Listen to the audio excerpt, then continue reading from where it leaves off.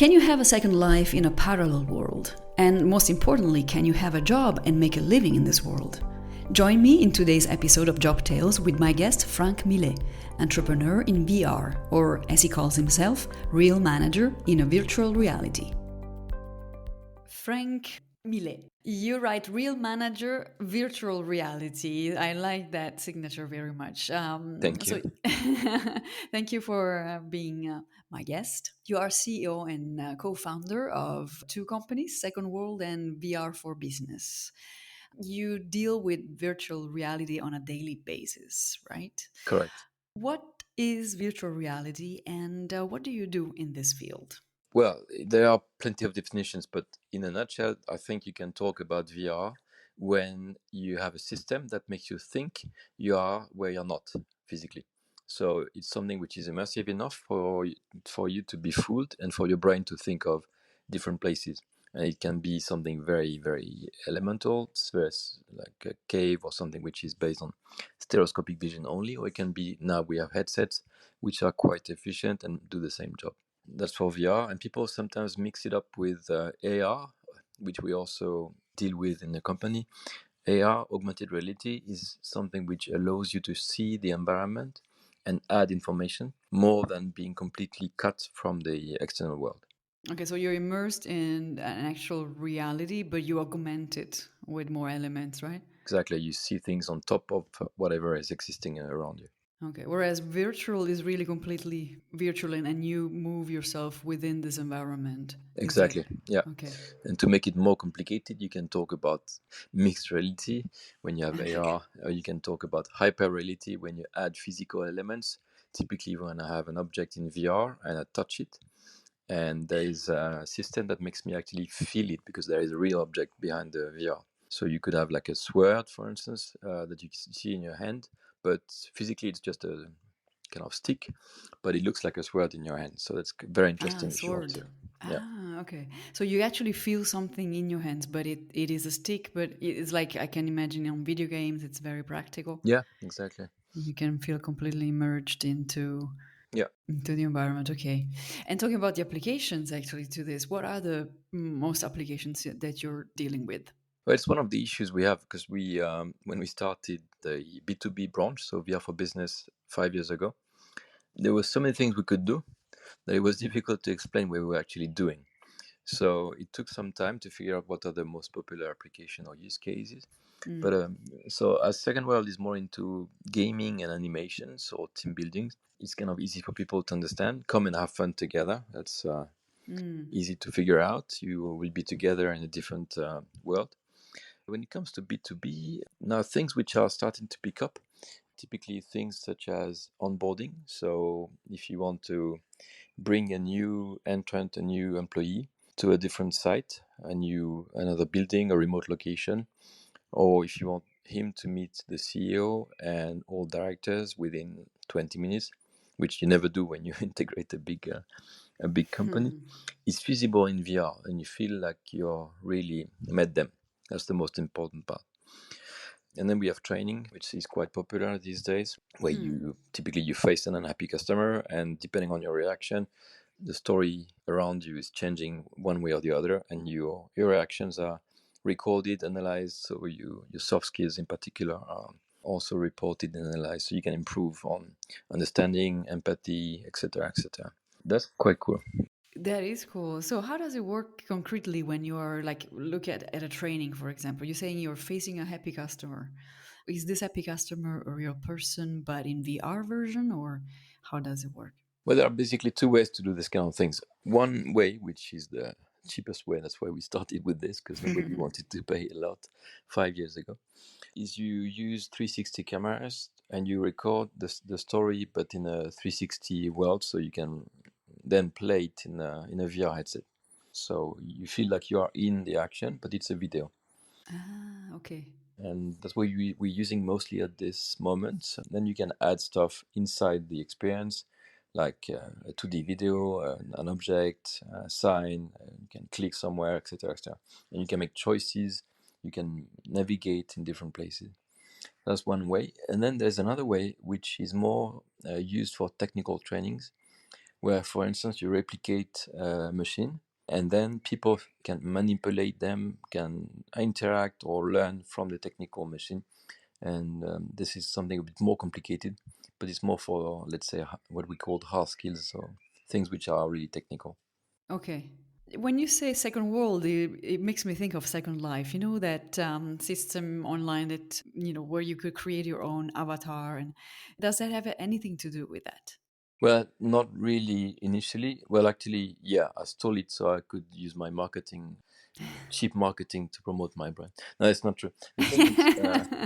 The thing is, it's the same principle. I wanted to define second world as you are not where you are physically, but you can enter any type of other world or second world. There's actually another VR arcade in London that was called Otherworld. I don't know if it's still existing. The idea was the same. Once you enter, you are going to experience stuff which is not from this world, but something else. So Second Life in a way was a bit the same, saying you have a first life in real life and you have a second life in a different world. Okay. So it's fascinating, right? Because I'm thinking, this is all new, and but VR has actually been around for a while. How long has it been? We had talking about real content, let's say, that could be used 7 years ago already. This type of headset we're using and content was not the same. It was a bit less powerful, but the technology was almost the same. So, and before that, it was used primarily into research or some specific systems, entertainment system, already 5 or 6 years before that. But of course, this was reserved to really, really high budgets and cumbersome equipment. Now, I see. in the format we know it, more or less 7 years, I'd say. Okay. And you have created two companies out of, from scratch. Yes. What brought you to this decision of becoming an entrepreneur? Well, I've been an entrepreneur all my career, more or less. So I've always done the same: identified an issue in the company, find the solution, set up a team and processes, and put it in place. That was my main job. And of course, it's one thing to do it in a company, which is you get a fixed salary, but you don't get a lot of reward if you succeed, but you don't get a lot of pain if you fail. And do it as an entrepreneur is something I already tried twice before this company here. So it's my third venture into outside of the big company, and this time I'm not sure I'm going to get back to any other company. So you tried twice before you Yeah. started. Yes. Okay. What did, let's say, go wrong, if I may use that term? I'd say one was being too naive about the amount of money to be injected for product development. That was one of the issues where we didn't see properly the future. We were building a luxury key for sports cars. It's an investment heavy operation. We failed. We found we had no money left and no investment left at the end of the first year, whereas the product was ready basically. So Okay. that was kind of a tough learning.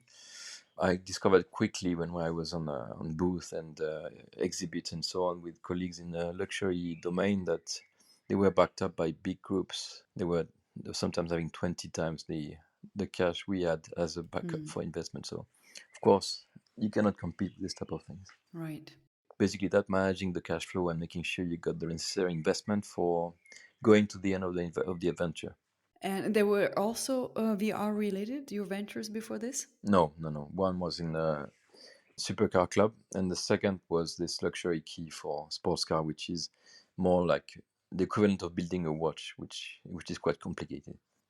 Okay. Yeah. So you don't really choose easy stuff, No, like no. opening up, vegetable supermarket or Yeah, actually, I should have done that instead. Nobody told me. which has its own complications, I'm sure, but maybe it's less investment heavy to start with, right? And so, would you say that VR, becoming an entrepreneur in VR is always investment heavy? Well, that's the thing. It was when I started. We looked at into many systems, and at this stage, if you wanted typically people to be able to move around freely with no cables in a space and experience something, you would have to invest around 200 to 300k euros.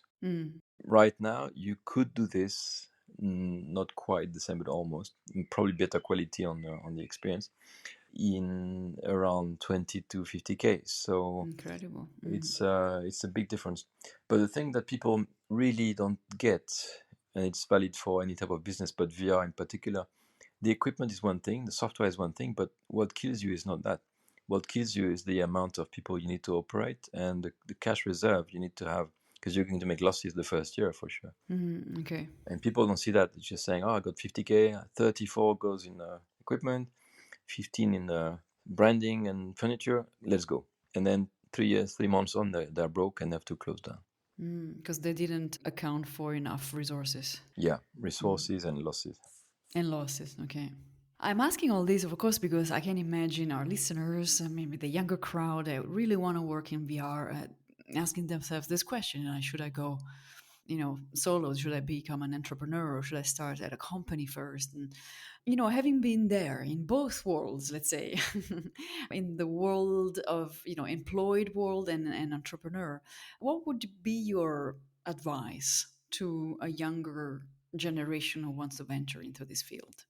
Well, the thing which is really different for VR, XR, and AI, the same actually, is that there's no such thing as a standardized or very frequent job.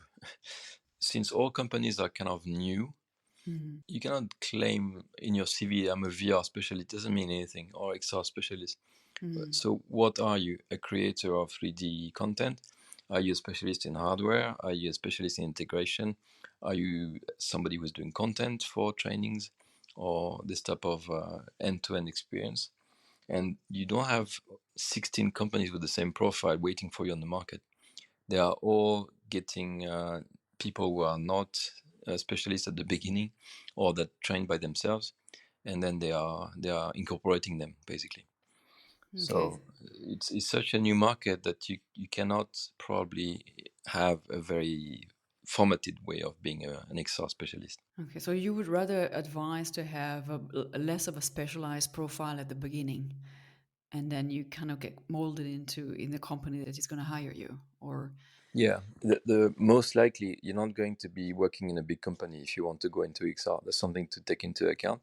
okay, And the second thing is knowing also, because I've seen companies rise and fall, and especially small companies, a lot since I started. You probably won't have a carved future into like a career plan into the company that doesn't really exist at the moment. So it will take 5 to 10 years for this to stabilize a little bit. okay. So where do you start? Do you study IT? Do you study graphic design? Actually, the question goes to you. What did you study? Nothing actually. I didn't study anything. I was too much in a hurry to start working. Well, Really? no, long time ago, I graded as a telecom engineer, so I do have a technical background. Okay. And I'd say if you want to get into this field, you probably need to have an understanding. You cannot just be graduating with a psychology degree. I mean, Okay. you can be also doing that on the side, of course, but it's most likely you need some understanding on how a computer works, how electronics is working. You cannot just invent that. So Yeah. it's going to help a lot, especially life in VR is about fixing things that go wrong. So you need to you need to be able to troubleshoot, test, integrate, etc., etc. And that's something you learn as an engineer. Now, Okay. one easy way in is if you are a 3D designer, because this world is going to or was going to need a lot of them. I'm going to explain why in a moment. Okay. Because if you do a digital twin, what we call a digital twin, which is you replicate something that is real or doesn't exist into a 3D environment, typically what people called metaverse when the hype was strong, then you could do this from any background. You don't need to be a VR specialist. Now, I'm just a bit curious how this is going to evolve since we're already doing a lot of AI generated stuff, images and text at the moment, even some 3D backgrounds, or skyboxes as we call them. Question is, Skyboxes. yeah, it's kind of a nice name. It is. Question is, how long till you just type in or talk into your tool saying, do a chair with two green armrests and in leather, and then the tool is generating this in 3D. So you won't need the 3D designer anymore for that. Right, right. So that's probably something that's going to evolve quickly as well. This is one of also the talks that are going on around the chat GPT, for example, that able to create this and to maybe make some jobs disappear in the future or change in the future. What do you think actually about this now that we're just in parenthesis? Well, there are two aspects of this. One is very, very concrete. And as an entrepreneur, I see it every day. When I need an image for my communication or even for a print or poster, I'm turning to Midjourney now. And it does things which would take significantly more money and more time for a designer to do, and in a better quality most of the time. So it does impact clearly their business. Now, what we also see is that it's not that straightforward to use it. And if you want to make it more than just a one-off image, you need to master the parameters. You need to figure out how it works. You need to try and error. And it's going to be even more complicated when it comes to 3D. So yes, it will kill stuff which is very, let's say, common now, design in 2D and maybe soon in 3D. But it will not kill creativity, because we should not forget that AI is not creative at the moment, at least. It's not. You cannot invent stuff. It's just digesting stuff which exists and make it according to your wishes. Right. So you still need artist, luckily. For the moment, maybe somebody is going to come up with with an AI artist. And the second thing is you need somebody who is going to be able to understand how to put the bits together.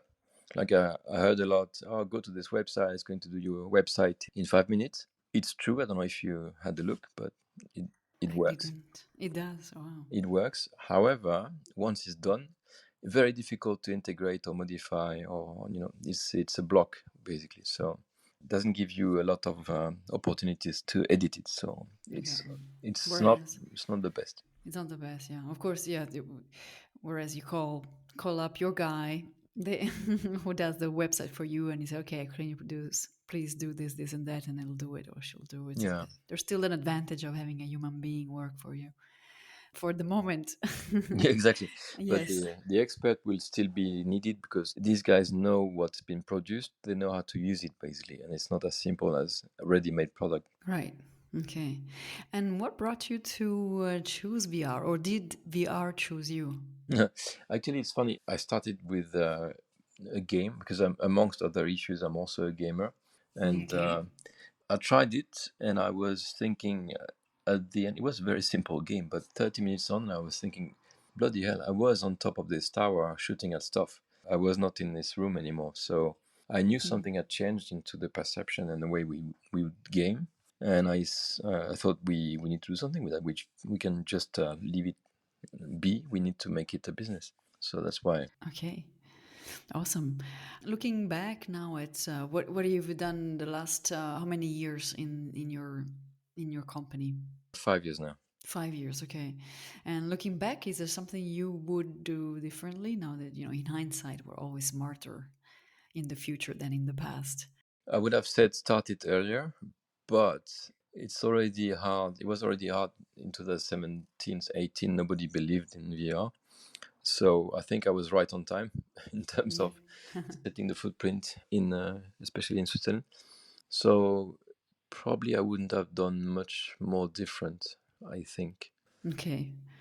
That's good to know. Which brings me to another question. Are there hard times during your work that you would say, that you kind of doubt, am I doing the right thing, or I wish I had done something different? What are the hard parts of your job? Is that easier if you ask what's the not hard part of the job? That's maybe the shorter answer. Okay. What is not hard in your job?